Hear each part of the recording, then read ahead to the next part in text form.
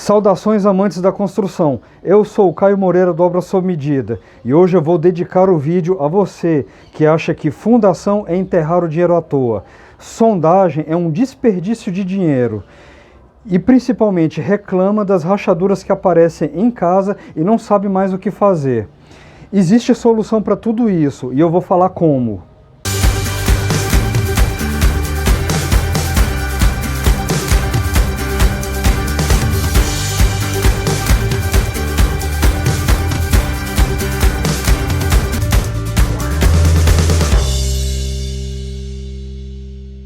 Primeiramente, eu queria expor as circunstâncias na qual me encontro. A gente foi contratado para elaborar os projetos e executar uma casa pequena, 80 metros quadrados. A gente seguiu o roteiro básico. Solicitamos a sondagem, elaboramos os projetos, fizemos os orçamentos, o orçamento executivo no caso,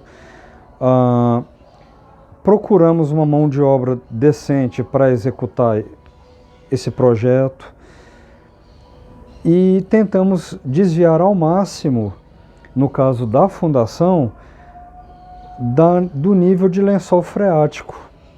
A gente detectou à época que o lençol freático estaria mais ou menos entre 5,5 metros e 6 metros de profundidade. Qual seria uma solução lógica para isso? Bom, eu posso aumentar o número de estacas para cada bloco e cada bloco está associado a um pilar. Eu aumentaria e tentaria manter um limite aí de 4 metros por estaca. Essa é uma solução economicamente viável, aparentemente. E eu conseguiria atender o critério de segurança de dimensionamento dessa fundação. Contudo, naquela época, 5,5 metros, eu estava esperando que hoje ela estivesse perto aí de 5 metros, 4,50 metros talvez, no máximo. Só que superou minhas expectativas, porque a água, durante o furo que fizemos com estaca trado, estaca escavada, achou água a 2,5 metros de profundidade. Estamos no mês de fevereiro. Geralmente aqui no estado de Goiás, a água tende a subir atingindo o nível máximo em abril. Ou seja, eu tenho essa opção de ou fazer agora com alguma outra fundação que eu encontrar, ou vou ter que esperar até julho, agosto, quiçá até o final de agosto, esperando o nível de lençol freático abaixar para retomar essa fundação. Mas aí eu encarava um problema, que é prazo. É uma senhora idosa e ela precisa mudar para cá. Eu tenho essa restrição de tempo. Qual seria a minha outra solução?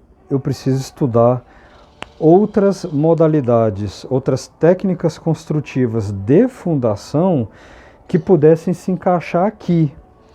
Quais são as principais restrições que a gente vê? Nesse caso, a gente tem um terreno com 12 a 13 metros de largura e 30 de profundidade. Então nós temos um pequeno espaço para a mobilidade do equipamento. Segundo, a gente tem uma água de lençol freático relativamente rasa. 2,5 metros é muito pouco. Eu preciso de algo que possa atravessar essa água e que essa água não lave o concreto quando lançarmos esse concreto. É um risco muito grande que algumas pessoas correm, alguns construtores correm, mesmo achando água, é lançar concreto, na esperança que o concreto expulse a água e fique tudo bem. Geralmente, esse concreto é lavado pela água. O que você tem é estaca com concreto, brita, porque ela já lavou toda a nata de cimento, e o resto, um pouquinho de concreto, talvez só brita mesmo. A sua estaca perdeu totalmente a finalidade, e agora você deixa de contar com a técnica para contar com a sorte. Eu acho que ninguém quer investir 200 mil, 300 mil numa residência para contar com a sorte. eu acabei entrando no risco não sistêmico. Eu já expliquei isso em outro vídeo, se possível vou até deixar o link aqui nesse canto. Risco não sistêmico é aquele que está fora do seu alcance. Risco não sistêmico geralmente é o reativo. Você espera acontecer para tomar uma medida, porque na grande maioria das vezes não vale a pena você evitá-lo, porque isso pode ser muito mais caro. Você meio que paga para ver. Se ele acontecer, você reage e sabe fazer a contenção necessária. No meu caso, foi o nível de lençol freático que subiu muito acima do esperado para essa época do ano aqui em Goiás. Bom, eu precisava reagir. A minha melhor reação seria, nesse caso, mudar a técnica construtiva. E como eu acabei de falar para vocês, eu tenho algumas pequenas restrições. Mas o pior delas, na minha opinião, é o tempo. Porque o tempo eu não recupero mais. Essa residência vai ter basicamente uma suíte, 2 quartos, um banheiro social, uma cozinha e copa interligadas, uma lavanderia ao fundo, uma sala de estar /TV na frente e uma pequena varanda para contemplar essa vista do lago, a música do clube talvez, né?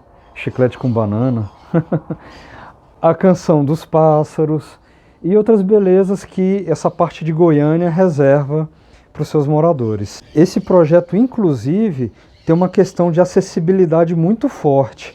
Afinal, eu preciso contemplar as necessidades, a dificuldade de mobilidade da pessoa que vai morar aqui. Como uma senhora idosa, ela possivelmente, em alguns casos, vai precisar de uma cadeira de rodas. Portanto, as portas que dão de acesso à entrada, cozinha, sala, até o quarto dela, tem no mínimo 1 metro de vão. Outra restrição desse projeto, eu não podia colar no vizinho. Como vocês estão vendo, é uma parede pré-moldada, é um muro feito com placas pré-moldadas. Eu tenho que construir uma casa do zero e seguindo as normas da prefeitura. Nesse caso, eu vou deixar 2 metros de afastamento para o vizinho e 5 metros de recuo frontal. Eu também segui aquela premissa de instalação do canteiro de obras. A parte coberta, onde o pessoal usa como área de vivência, é aqui. É uma pequena casa que o dono utilizava como pequeno escritório para as atividades privadas dele. Como vocês podem ver, o maquinário está instalado aqui na frente, perto da entrada. Os tubos estão colocados dessa maneira e já eu vou explicar como que funciona. Então, o que aconteceu de um para outro? Tá, como era estaca escavada, eu precisava só de uma bobcat, uma mini escavadeira. Ela acoplou um trado na ponta e começou a perfurar. Para a entrada dela, eu nem precisava de energia, nem água, e muito menos que aquele portão fosse alterado. Esse portão de entrada que está atrás de mim. Quando eu mudei o esquema de fundação, eu tive que adequar algumas coisas. A primeira delas foi, eu preciso de energia trifásica para alimentar o motor que move esse guincho. Tá vendo o cabo de aço? O cabo de aço, aquele contrapeso que é a sonda. É um mix de sonda com martelo, aquela peça. Então eu precisava atender esse equipamento, ligação trifásica. Tá, como era por pouco tempo, eu até pensei num gerador. Mas a necessidade desse equipamento é alta, seria um gerador de no mínimo 100 kVAs. A locação de um gerador 100 kVAs aqui em Goiânia, com mobilização e desmobilização, sairia na casa de R$ 3.500 a R$ 4.000. Há um aluguel mínimo aí de 5 dias. Ficaria inviável para mim. O que eu pensei? Tá, já que é para gastar uma grana, eu já vou colocar logo o padrão. Por que eu não coloquei isso no começo? Porque o dono desse imóvel mora ao fundo, no lote ao fundo deste. Portanto, eu poderia puxar energia de lá para cá. Só que com essa restrição do equipamento, eu tive que antecipar a colocação do padrão. Outra coisa, o acesso desse equipamento necessitava que eu quebrasse a viga por cima do portão. E isso foi feito. Em outro vídeo que eu falei sobre instalação de canteiro, eu deixo expressamente recomendável: use portão de abrir, exatamente para isso, para que um caminhão que traga areia, brita, possa entrar e facilitar a carga e descarga. Deixe esses materiais o mais perto possível de onde a equipe trabalha, para gastar menos tempo. Só que nesse caso, toda essa infraestrutura já existia. Então eu tive que aproveitá-lo o máximo possível. E as alterações que fossem importantes, mas menos urgentes para a necessidade da obra, podia fazê-las ao final. E foi esse o meu plano. Por isso, a importância de uma orientação técnica durante a execução da obra. Por experiência própria, eu deveria otimizar isso aqui o máximo possível, para que tanto eu ganhasse em prazo, qualidade e custo. Afinal, essas três premissas são altamente restritivas no meu canteiro. E às vezes, quando algo passa um pouco do orçamento, eu não posso diminuir qualidade, mas às vezes eu tenho que aumentar um pouquinho o prazo. E eu tento equilibrar da melhor forma possível essas três restrições, de forma que uma não atrapalhe a outra e que jamais você mexa na qualidade, porque a qualidade também significa segurança em muitos casos. Então, com a orientação de um especialista da área, eu calculei novamente essa fundação para apenas uma estaca.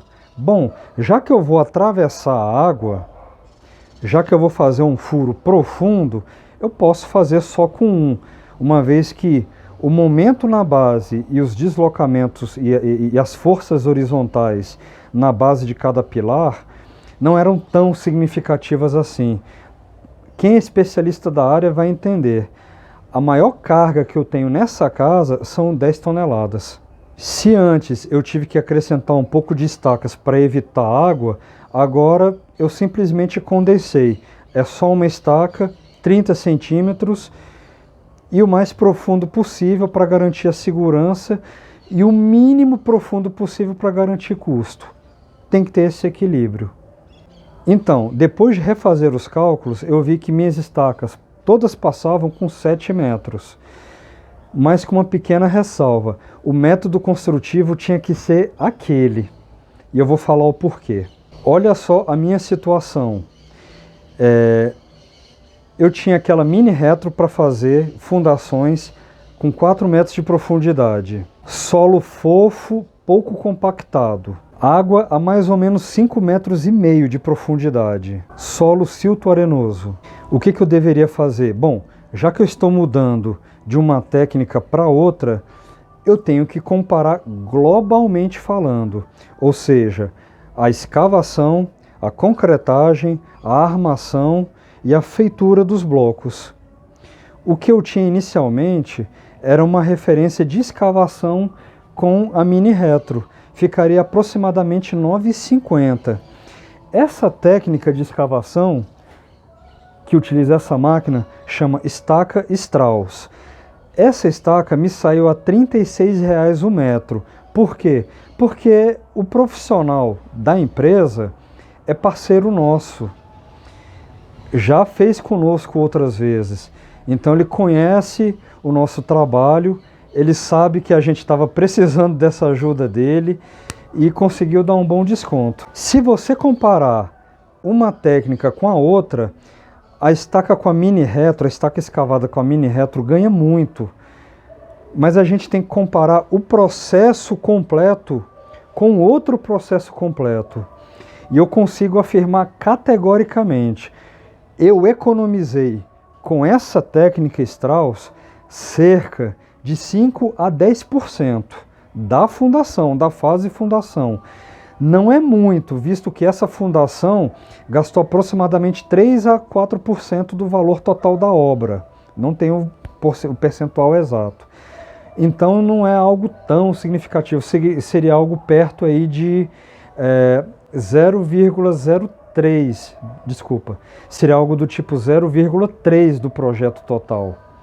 Contudo, eu consegui atender às restrições do terreno e as restrições de prazo para a entrega do empreendimento. Portanto, custo do metro escavado de um e de outro, custo de volume de concreto de um e de outro, custo de armação de estacas e blocos de um e de outro, de mão de obra necessária para um e para outro. E por último, mobilização e desmobilização do equipamento. Esse equipamento aqui tem um custo maior do que o da Mini Retro. Contudo, se a gente colocar na ponta do papel tudo, valeu a pena. Ainda que a mão de obra de concretagem nesse pedaço aqui, utilizando a estaca Strauss, tenha custado mais. Exatamente por conta da quantidade de lama que ela propicia. O rendimento do pessoal é muito menor.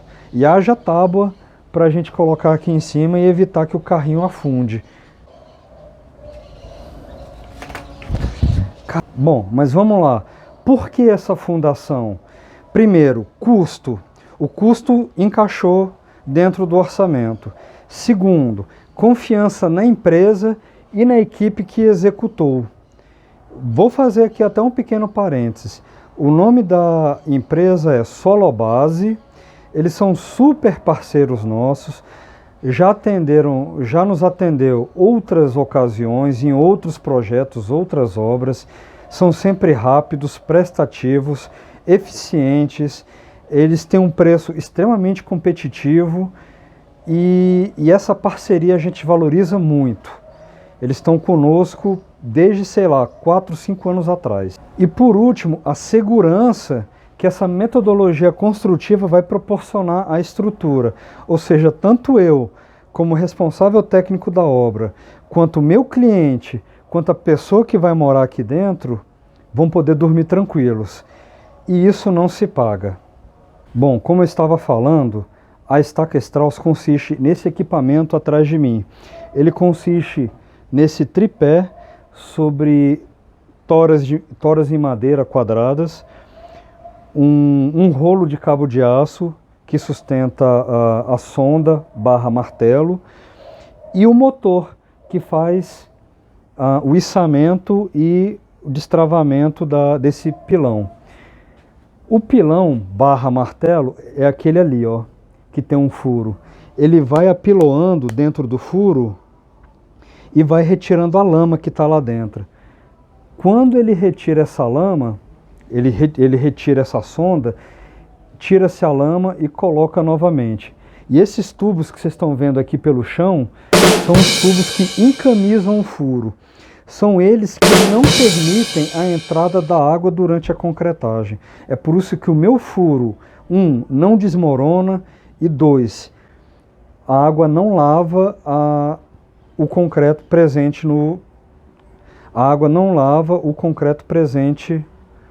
A água não lava o cimento presente no concreto. Ele ficou muito famoso, esse tipo de fundação, durante a Segunda Guerra Mundial. E ele segue basicamente os mesmos princípios da estaca Frank.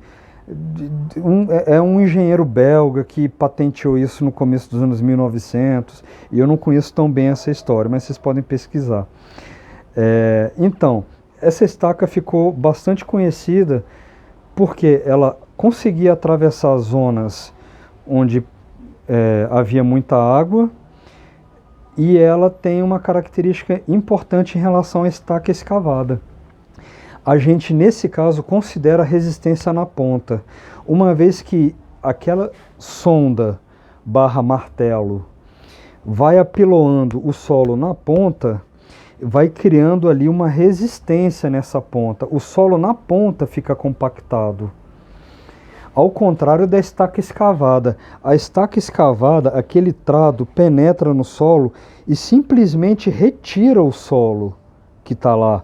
Ele não apiloa, ele não faz mais nada além disso. Por isso que na estaca escavada consideramos apenas o atrito da área de contato para a resistência dessa fundação. No caso da estaca Strauss, além desse atrito lateral da parede, consideramos também uma pequena parcela de carga de ponta, que ali tem que ser descartado por questão de segurança. Enfim, essa segurança acabou me motivando ainda mais a usar a estaca Strauss aqui. E quais seriam as outras técnicas construtivas? Elas seriam inviáveis, tanto por custo, tanto por restrições devido ao tamanho do terreno. Por exemplo, a estaca cravada. A estaca cravada me atenderia aqui. Contudo, a máquina de bate-estaca é muito grande para se movimentar nesse pequeno espaço. O custo de mobilização e desmobilização ficaria muito alto e o custo dela para executar apenas 9 estacas seria inviável para mim. Outro ponto também é porque a estaca cravada geraria muita carga dinâmica, muita vibração na vizinhança. Existe vizinho de um lado e do outro. Além de incomodar, eu poderia causar pequenas fissuras ou até rachaduras, dependendo do estado das edificações vizinhas. O caso da estaca Strauss, se produz pouca vibração. Contudo, se produz muita lama. Mas vamos lá, produz pouca vibração, produz pouco incômodo para a vizinhança. Esse também é um fator muito positivo para eu ter contratado esse tipo de fundação. Ah, mas e além dessa tem outros? Cara, tem outras. Eu poderia, por exemplo, ter contratado outro tipo de fundação. Poderia ter contratado estaca raiz, que ficaria muito mais caro. Eu poderia, por exemplo, se o tempo não fosse tão restritivo, eu poderia esperar até agosto, setembro, por exemplo. O nível de lençol freático abaixa, eu poderia fazer escavação de estaca, sei lá, até com 5 metros de profundidade. Vamos lá, algumas pequenas conclusões em relação a isso. É muito lógico avaliar alternativas comuns, aquelas que o seu pedreiro, o seu mestre, o seu engenheiro estão mais acostumados a trabalhar. Obviamente porque é mais fácil. E é normal as pessoas terem resistência à novidade, a mudar, a sair daquela zona de conforto. Por isso que é necessário pontuar nesse roteiro de execução todas as opções disponíveis. Ah, mas puxa, eu vou gastar muito tempo. Ah, eu vou gastar... Cara, eu sei que vai gastar tempo, eu sei que desprende conhecimento, desprende técnica, e muitas vezes tem a restrição da disponibilidade local, que no seu local não tem, na sua região. Por isso que fica mais difícil. Mas vamos lá. Se você quer economizar com segurança, com qualidade, com custo, vai ter que gastar lápis, vai ter que gastar tinta de caneta, vai ter que gastar telefone. Senta a bunda na cadeira e liga, não tem jeito. Liga, cota, procura. Se você não conhece um técnico naquela área, ou se você não é técnico dessa área, você precisa urgente arrumar o telefone de um. Essa é uma das premissas da solução de problemas. Se você não sabe resolver o problema, tem o telefone de quem provavelmente saiba. Então, nesse caso aqui, eu empatei. Mas se eu tivesse feito lá atrás, eu poderia até ter ganhado mais tempo e economizado um pouquinho mais. Agora, algumas conclusões. Não importa o quanto você se ache bom, o solo vai te pregar peças. O solo a gente estuda, a gente faz a sondagem, a gente calcula e mesmo assim ele prega peças. Pode perguntar para qualquer pessoa que trabalhe direto com fundação. O cara é técnico, o cara é especialista, trabalha 20, 30 anos com isso. Ele ainda às vezes é pego de surpresa. Não muitos, mas ainda é pego. Se isso acontece com um técnico, com um especialista, imagina com você. Fundação não é brincadeira. Fundação é investimento. Você está investindo 300 mil em uma edificação, tenha consciência que de 3 a 6% dessa edificação vai ficar enterrado aqui. Portanto, enterre bem, enterre com segurança. Se você plantar mal feito, espera só o que você vai colher. Agora, para concluir, com relação às rachaduras e fissuras que eu falei no começo do vídeo. Elas são apenas algumas patologias que podem vir de uma fundação mal feita ou de uma estrutura mal feita. Essas falhas podem ter ocorrido tanto na fase de projeto quanto na execução, como pode ter acontecido em ambas. Ou seja, é uma sucessão de erros. Se o seu imóvel possui microfissuras, fissuras, rachaduras, trincas, rachaduras, se eu não me engano, é a partir de 3 milímetros. Se tem isso na sua edificação, chame um técnico para avaliar o que é. Onde você deve ficar muito preocupado? Agora, se a sua construção está com fissuras ou rachaduras com 45 graus de inclinação, tome cuidado. Chame um técnico urgente para avaliar esse imóvel. No melhor dos casos, costurar a alvenaria ou fazer um reforço na estrutura adianta. No pior dos casos, a estrutura vai entrar em colapso. Essas fissuras, essas rachaduras, são apenas um sinal que o seu imóvel está entrando em colapso. E isso não tem mais solução. Ou a solução pode ser tão cara que vai inviabilizar. Você vai preferir demolir para construir outro. Bom, eu espero que as minhas explicações aqui tenham sido de alguma utilidade para você. Se você gostou, dê um like ou dislike, compartilhe, comente, faça suas perguntas abaixo, nos siga no Instagram, Facebook e aqui no YouTube. Sempre temos novidades, ok? Um grande valeu, até mais!